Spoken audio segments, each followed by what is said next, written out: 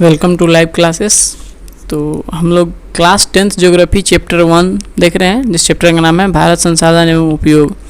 इस चैप्टर से हम लोग लघुत्तरीय प्रश्नों को हल कर रहे हैं और उसके टॉपिक वाइज समझने की कोशिश कर रहे हैं और हम जितना हो सके अच्छे से समझाने का प्रयास कर रहे हैं। उसमें हम लोगों ने 25 क्वेश्चन देखा था। आइए हम लोग 26वां क्वेश्चन से देखते हैं हम लोग। तो शुरू करते हैं हम लोग। तो 26वां क्वेश्चन कहता है कि अभ्रक का क्या कहता है कि अभ्रक का उपयोग क्या है। अभ्रक का उपयोग क्या है? तो यहाँ पर आंसर है इसका कि अभ्रक विद्युत रोधी खनिज है। क्या है? विद्युत रोधी खनिज है, जिसके कारण इलेक्ट्रॉनिक्स उपकरण के निर्माण में इसका सर्वाधिक उपयोग किया होता है। क्या होता है? ये विद्युत रोधी खनिज है, इसलिए इसका उपयोग किया जाता है सर्वाधिक। कहाँ पे? इलेक्ट्रॉनिक्स उपकरण बनाने, ताकि करंट जो है ना बाईपास न हो इधर उधर। इसके अतिरिक्त इसका अबीर गुलाल बनाने तथा आयुर्वेदिक दवा निर्माण में भी होता है। इसमें किसका उपयोग होता है? तो अभ्रक का। अभ्रक कैसा मतलब खनिज है? तो ये विद्युत रोधी है। कैसा है? विद्युत रोधी है, यानी कि लाइन जो होता है देहाती भाषा में आप करंट कहते हैं, वो इसके माध्यम से बाईपास नहीं होता है। नेक्स्ट क्वेश्चन है कि लोहे के प्रमुख उत्पादक राज्यों के नाम लिखिए। यहाँ पे उन राज्यों का नाम पूछा जा रहा है जिन राज्यों में लोहे का उत्पादक होता है।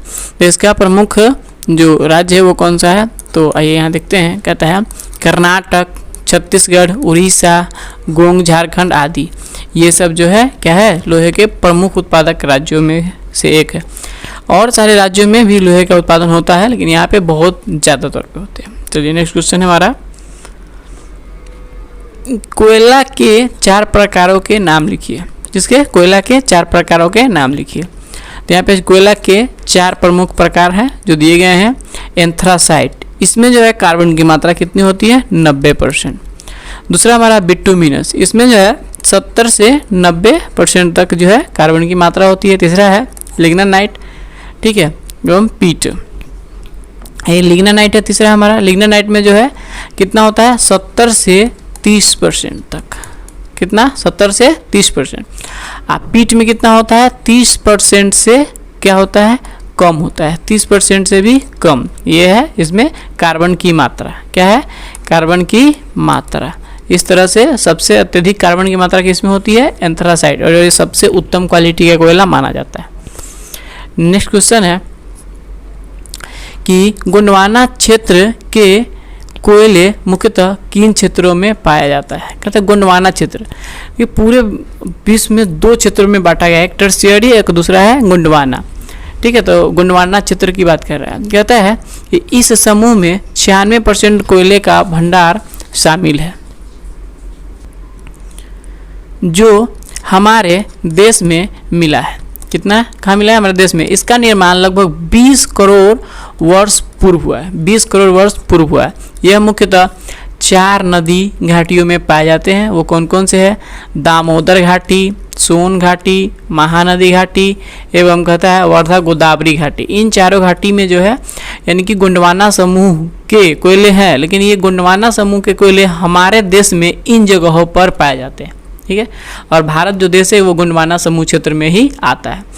पूरे विश्व को 2 भागों में बांटा गया है। उत्तरी को टर्शियरी ग्रुप कहा गया और दक्षिणी को क्या कहा गया?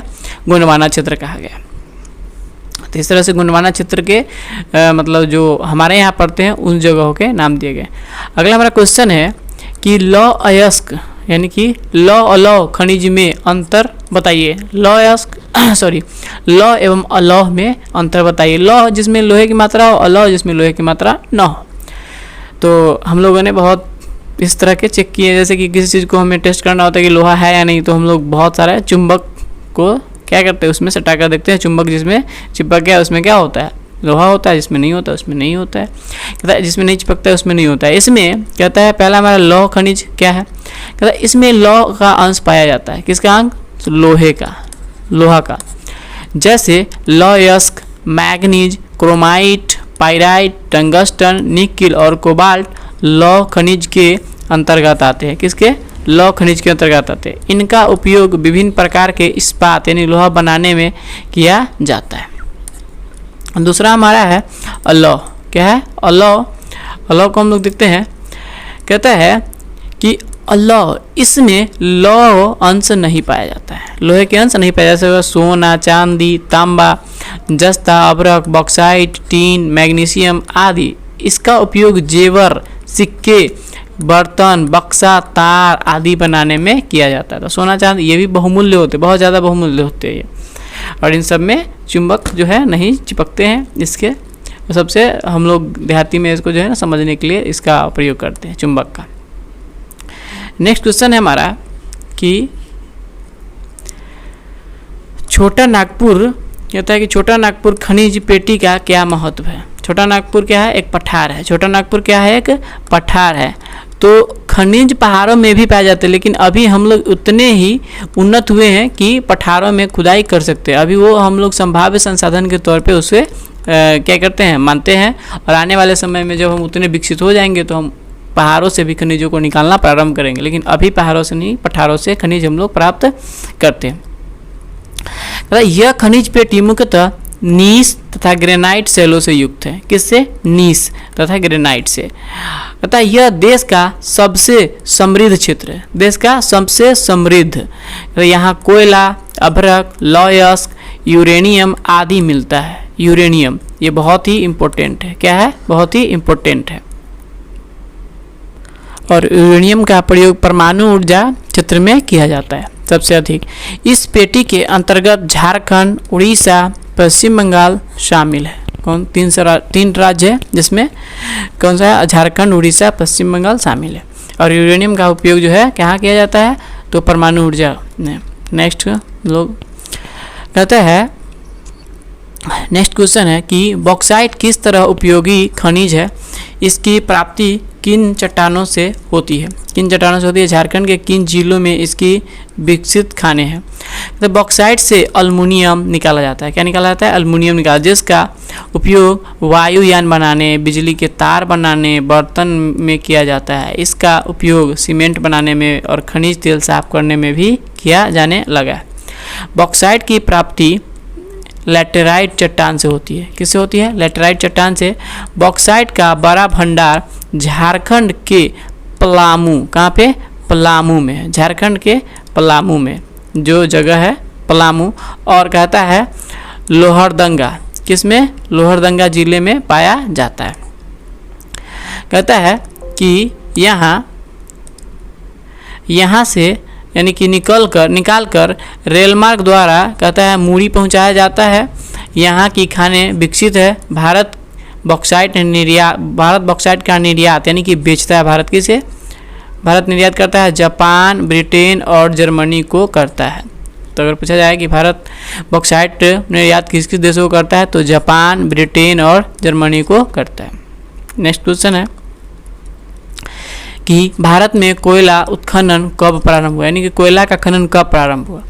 तो इसका आंसर है भारत में कोयला उत्खनन 1774 में प्रारंभ हुआ। कब हुआ? 1774 में प्रारंभ हुआ। परंतु इसका जो है ना व्यावसायिक स्तर पर, यानी कि बड़े स्तर पर, व्यावसायिक स्तर पर इसका उत्पादन 1839 ईस्वी से हुआ। 1839 ईस्वी से हो रहा है। स्वतंत्रता के बाद कोयले का उत्पादन में काफ़ी वृद्धि हुई है। स्वतंत्रता प्राप्ति के बाद से कोयले के उत्पादन में क्या हुई है? काफ़ी वृद्धि हुई है। अभी भारत का स्थान विश्व के कोयला उत्पादन देशों में 8वां है। कितना है? 8वां है। चलिए इस तरह से हम लोग इस क्वेश्चन को देखें। नेक्स्ट क्वेश्चन हमारा है कि एल्युमिनियम के उपयोग का उल्लेख कीजिए। एल्युमिनियम के उपयोग का यहाँ उत्तर दिया गया वायुयान निर्माण में, वायुयान यानी हवाई जहाज बनाने में, विद्युत उपकरण के निर्माण में, घर के साजो सज्जा के साधनों के निर्माण में, बर्तन बनाने में, सफ़ेद शाम कहता है रासायनिक वस्तुएं बनाने में। तो आप यहाँ पे कुछ एग्जांपल्स दिए गए हैं। इस तरह के विद्युत तार बनाने में क्या किया जाता है? एल्युमिनियम का प्रयोग किया जाता है। साथ में इस तरह से आप बर्तन देख सकते हैं। इन बर्तनों को ये बर्तन भी बनाने में उपयोग किए जाते हैं। और इस तरह के बिजली के तार भी आप देखे होंगे, ग्रामीण क्षेत्रों में पहले लगाए जाते थे इस तरह के तार, ये भी। नेक्स्ट क्वेश्चन है कि भारत के किन भागों में नदी डेल्टा का विकास कहता है हुआ है? यहाँ की मृदा की क्या विशेषता है? भारत के किन भागों में नदी डेल्टा का विकास हुआ और यहाँ की क्या विशेषता है? भारत के पूर्वी तटीय भागों में नदी डेल्टा का विकास हुआ है। किधर? पूर्वी तटीय, यानी कि भारत के पूर्व साइड में विकास हुआ है। तटीय मैदान स्थित महानदी गोदावरी, कृष्णा, कावेरी नदियों द्वारा निर्मित डेल्टा का जलोढ़ मिट्टी का क्षेत्र है। जो यानी कि इस नदियों द्वारा जो डेल्टा का निर्माण किया गया है वो किस मिट्टी का है? जलोढ़ मिट्टी का क्षेत्र है। कहता है यहाँ की मृदा बालू, सिल्ट एवं मृत्तिका के विभिन्न अनुपात से निर्मित है। इसका रंग धुंधला से लेकर लालिमा लिए हुए रंग भूरे रंग का होता है। यह उपजाऊ मिट्टी होती है। कैसी मिट्टी होती है? उपजाऊ। आइए हम लोग जो है ना तरह एक्सप्लोर करते हैं कि डेल्टा क्या होते हैं। इस तरह से डेल्टा का निर्माण होता है। डेल्टा ना तो पूरी तरह से पानी वाला क्षेत्र होता है, ना पूरी तरह से जमीन, जस्ट दलदली, उसमें पानी भी रहता है। क्या रहता है? जैसे वो नदी के जो गाद होते हैं, कचरे होते हैं, वो उसके किनारे पे आके, मुहाने पे आके जम जाते हैं, उसे ही हम क्या कहते हैं? डेल्टा कहते हैं। यानी कि किसी नदी का जो प्रवाह होता है, ये किसी नदी का मान के चलिए कि प्रवाह है, इसके अंतिम छोर है, तो यहाँ पे क्या होते हैं? इस नदी द्वारा लाए गए गाद यानी कि मिट्टी और सारे जो मिक्सचर चीज़ होते हैं वो यहाँ पे क्या होते हैं? जमा हो जाते हैं। क्या हो जाते हैं? जमा हो जाते हैं। और यही किसका निर्माण करता है? डेल्टा का। किसका? डेल्टा का निर्माण करता है। ठीक है, चलिए नेक्स्ट क्वेश्चन को हम लोग देखते हैं। और आपसे पूछा जाएगा कि डेल्टा पे सबसे ज़्यादा बांग्लादेश जो है ना पूरा डेल्टा ही है। क्या है? डेल्टा ही है। नेक्स्ट क्वेश्चन हमारा कि संरचनात्मक गुणों के आधार पर ऊर्जा स्रोतों को किस प्रकार से बांटा गया है? ऊर्जा स्रोतों को किस प्रकार से बांटा गया? तो संरचनात्मक कहने का मतलब है कि उसके बनने गुणों के आधार पर ऊर्जा के दो स्रोत हैं, जैविक ऊर्जा तथा अजैविक ऊर्जा। मानव एवं प्राणी शक्ति को जैविक तथा जल शक्ति आदि को कहता है अजैविक ऊर्जा माना गया। यानी कि मानव को क्या है? जैविक ऊर्जा माना गया है, जल शक्ति को क्या है? अजैविक ऊर्जा माना गया। शक्ति के स्रोत के अंतर्गत रखा जाता है। चलिए नेक्स्ट क्वेश्चन, हॉट स्पॉट्स के निर्धारण की मुख्य शर्तें क्या है? हॉट स्पॉट उत्तर में है, इसके निर्धारण की मुख्य शर्तें यहाँ पर दिए गए। कहता है देशज प्रजातियों की संख्या का निर्धारण, ऐसी प्रजातियाँ जो अन्य और कहीं नहीं पाई जाती हैं उसे देखना। कहता है अधिवास पास पर अतिक्रमण की सीमा निर्धारण करना। ये सब जो है हॉट स्पॉट के निर्धारण में मुख्य शर्तें हैं और हॉट स्पॉट निर्धारण करने में हमें मदद करती है। नेक्स्ट क्वेश्चन है कि भारत के किन किन क्षेत्रों में पवन ऊर्जा के लिए अनुकूल परिस्थितियां हैं? यानी कि पवन ऊर्जा के लिए अनुकूल परिस्थितियां हैं। तो पवन ऊर्जा के विकास हेतु निम्नलिखित राज्यों में अनुकूल परिस्थितियां हैं, जिसमें हमारा है राजस्थान। और राजस्थान क्या होता है? किनारा वाला क्षेत्र पड़ता है, किनारा वाला। इसलिए यहाँ पे जो है ना समुद्र के क्या है? समुद्र के किनारे पड़ने के कारण इसमें हवाएं का प्रवेश जो होता है ना ज़्यादा होता है, जिसके कारण से यहाँ पर कहता है गुजरात, ये भी है महाराष्ट्र, कर्नाटक तथा तमिलनाडु, ये सब जो है ना किनारे वाला यानी तटीय राज्य है। क्या है? तटीय राज्य है, जिसके कारण से यहाँ समुद्र की तरफ से लहरें यानी हवाएं ज़्यादा चलती है, जिसके कारण से यहाँ पे पवन ऊर्जा का यानी कि विकास हो सकता है। चलिए नेक्स्ट क्वेश्चन है, सागर सम्राट क्या है? तो सागर सम्राट क्या है? तो सागर सम्राट मुंबई हाई पेट्रोलियम उत्खनन क्षेत्र में कार्यरत एक जलयान है। जलयान कहने का मतलब क्या है? जहाज है, जो समुद्री क्षेत्रों में जल के भीतर तेल कूप की खुदाई का कार्य करता है। किसका? तेल कूप का। आइए हम लोग उसका इमेज देखते हैं, यानी कि जो सागर सम्राट है उसका। तो ये रहा सागर सम्राट और इसी के माध्यम से क्या होते हैं, यानी कि ये सागर सम्राट जो है ना क्या है? जलयान है। क्या है? जलयान है और इसी के माध्यम से तेल कूपों का क्या होता है? खुदाई किया जाता है। क्या होता है? खुदाई किया जाता है और यहीं से तेल निकाला जाता है। क्या किया जाता है? तेल निकाला जाता है इसी के माध्यम से।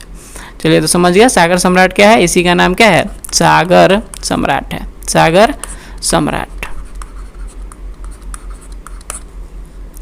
नेक्स्ट क्वेश्चन है कि ताप शक्ति क्यों समाप्य संसाधन है? कहता है ताप शक्ति क्यों समाप्य संसाधन है? तो इसका आंसर है ताप शक्ति का स्रोत कोयला। कोयला का निर्माण लंबी अवधि में जटिल प्रक्रिया द्वारा होता है।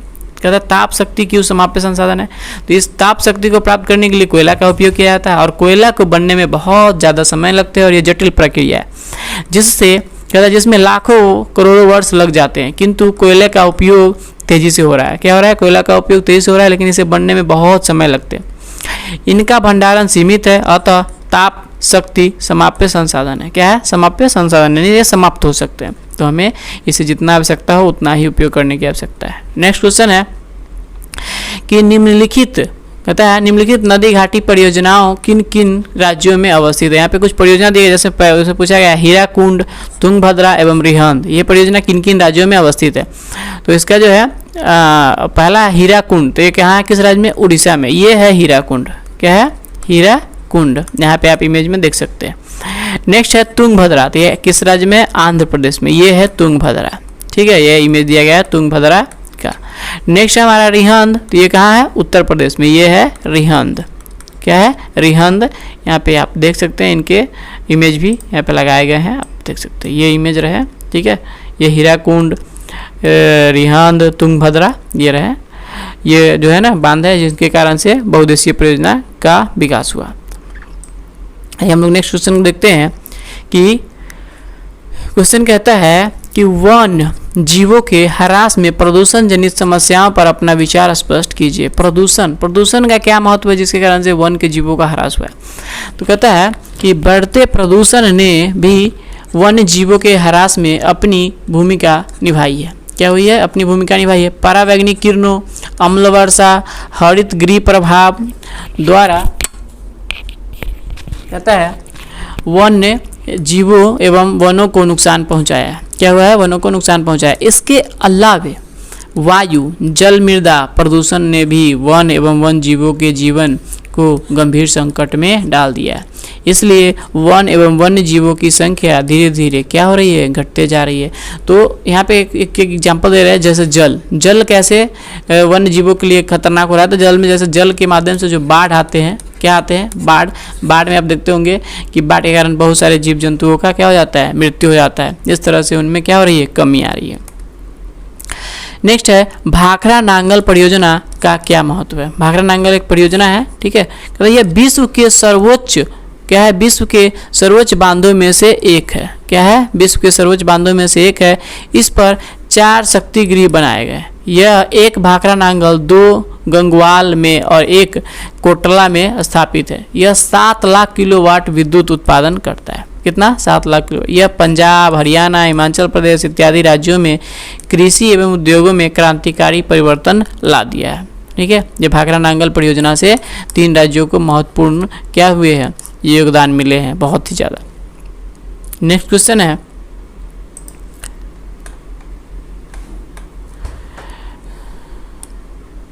कि पारंपरिक, क्या है कि पारंपरिक ऊर्जा स्रोत किसे कहा जाता है। पारंपरिक ऊर्जा स्रोत किसे कहा जाता है? ऊर्जा के वे सभी पुराने स्रोत जिसे हम सैकड़ों वर्षों से प्रयोग कर रहे हैं और आज भी उपयोग कर रहे हैं, ऊर्जा के पारंपरिक स्रोत कहलाते हैं।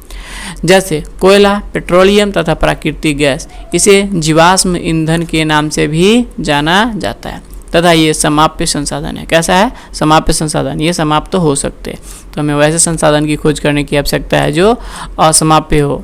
ठीक है, अब कहता है नेक्स्ट क्वेश्चन हमारा कि 10, क्या कहता है?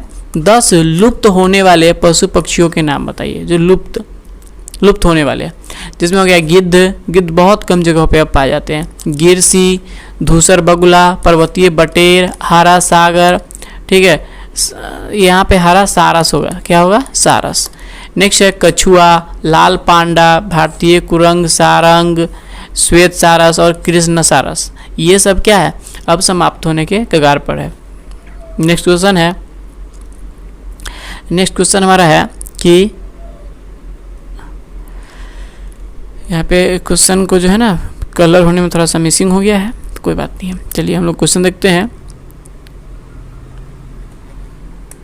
एक सेकेंड, क्वेश्चन, हाँ, इसका क्वेश्चन यहाँ पे रह गया। यहाँ का इसका क्वेश्चन है कि चूना पत्थर की क्या उपयोगिता है। क्या क्वेश्चन है कि चूना पत्थर की क्या उपयोगिता है। तो यहाँ पे हम लोग देखते हैं कि चूना पत्थर एक महत्वपूर्ण खनिज संसाधन है और बिहार में भी चूना पत्थर बहुत ज़्यादा पाया जाता है। इसका 76% उपयोग सीमेंट उद्योग में होता है। कहाँ होता है? सीमेंट उद्योग में। 16% उपयोग लौह इस्पात उद्योग में होता है और 4% उपयोग रसायन उद्योग में तथा शेष 4% का उपयोग उर्वरक, कागज़ तथा चीनी उद्योग में होता है। तो चूना खेतों में भी छिड़काव किए जाते हैं जैसे कीटनाशक के तौर पे। नेक्स्ट क्वेश्चन है हमारा, नेक्स्ट क्वेश्चन भी हमारा यहाँ से देखना पड़ेगा हमें। नेक्स्ट क्वेश्चन है कि परमाणु शक्ति किन किन, कहता है कि परमाणु शक्ति किन किन खनिजों से प्राप्त होती है। तो इसका आंसर यहाँ है, कहता है वर्तमान समय में परमाणु शक्ति ऊर्जा के प्रमुख स्रोत कहता है विभिन्न खनिजों से प्राप्त होते हैं, अलग अलग खनिजों से प्राप्त होते हैं, जिसमें कहता है ilmenite, vanadium, antimony, graphite, uranium. हमने पिछले क्वेश्चन में देखा भी है कि यूरेनियम दिया था। यूरेनियम का खोज क्या होता है, परमाणु शक्ति विद्युत गृह में बहुत ज़्यादा प्रयोग किए जाते हैं। मोनोजाइट आदि आणविक खनिज प्रमुख है, इन सब से ये प्राप्त किए जाते हैं। नेक्स्ट क्वेश्चन हमारा है जो हम लोग देखते हैं। नेक्स्ट क्वेश्चन है कि कैंसर रोग के उपचार में वन का क्या योगदान है। कैंसर रोग जो बहुत बड़ा बीमारी है, कहता है हिमालयी यब, क्या है, हिमालयी यब जो चीड़ के प्रकार का एक सदाबहार वृक्ष है। कैसा वृक्ष है, सदाबहार वृक्ष है, की पत्तियों, नियोछाल और जड़ों से टैक्सोल नामक, क्या किया जाता है, टैक्सोल नामक रसायन प्राप्त होता है। क्या होता है, टैक्सोल नामक रसायन प्राप्त होता है। इस टैक्सोल रसायन से निर्मित दवा कैंसर रोग के उपचार के लिए प्रयुक्त होता है। इसलिए कैंसर रोग उपचार में वन का महत्वपूर्ण योगदान है। यहाँ पे आप उस जो हिमालयी यब है उसे आप देख सकते हैं। इसी को हम लोग क्या कहते हैं, हिमालयी यब कहते हैं। यही वृक्ष है हिमालयी यब का। नेक्स्ट क्वेश्चन है हमारा कि जल विद्युत उत्पादन के कौन कौन से मुख्य कारक हैं। जल विद्युत उत्पादन के कौन कौन से मुख्य कारक है, यानी कि जल से विद्युत उत्पादन करने के लिए क्या क्या आवश्यकता है।